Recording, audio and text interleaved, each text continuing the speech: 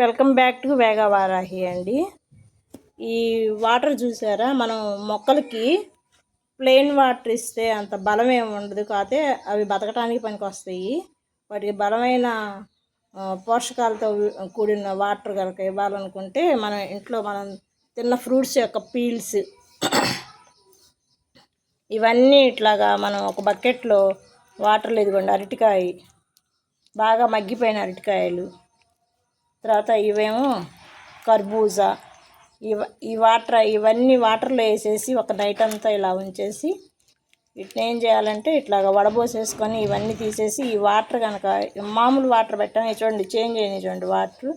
ఇవి మొక్కలకి చాలా బలం అండి, గ్రోత్కి బాగా ఉపయోగపడతాయి ఇవి. నేనైతే ఇవే ఎక్కువ వాటర్ని డైల్యూట్ చేసి ఇస్తూ ఉంటాను. మొక్కల్లో బాగా గ్రోత్ కానీ పూలు బాగా వస్తాయి. నాకైతే ఒక నెలలోనే లిల్లీ మొక్కలు బాగా గ్రోత్ బాగా కనపడింది. వాటి కంకులు వచ్చి బాగా పూలు అయితే వస్తున్నాయి. మాకు దేవుడికి రోజు మేము ఈ పూలతోటే మేము పూజ చేస్తాం, కొనుక్కునే పని లేదు మాకు. ఇవి చూడండి ఎట్లా, ఇవన్నీ కనుక ఇట్లా వడబోసేసి ఫిల్టర్ చేసేసి ఈ వాటర్ ఇవ్వచ్చు, లేదా ఇలా ముంచేసైనా కానీ మనం ఇంకో బకెట్లోకి అన్నీ తీసుకొని వాటిని ఇంకొన్ని వాటర్ కలుపుకొనైనా ఇవ్వచ్చు. చాలా బలమైన పోషకాలతో ఉన్న వాటర్ అండి ఇవి. కూరగాయల తొక్కులు, ఫ్రూట్స్ తొక్కులు, వాటర్ మిలాను, అన్నీ ఫ్రూట్స్కి సంబంధించిన ఏమైనా వేయచ్చండి. అట్లా కూరగాయల తొక్కులు వేయచ్చు.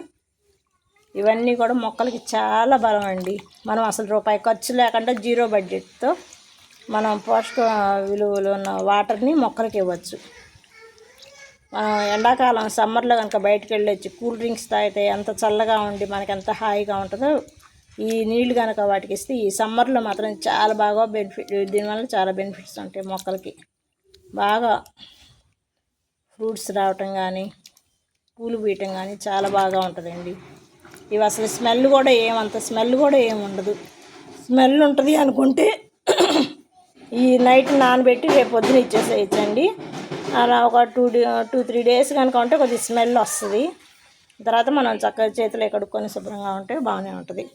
అదండి, ఈ వీడియో కనుక మీకు నచ్చితే లైక్ చేయండి, షేర్ చేయండి.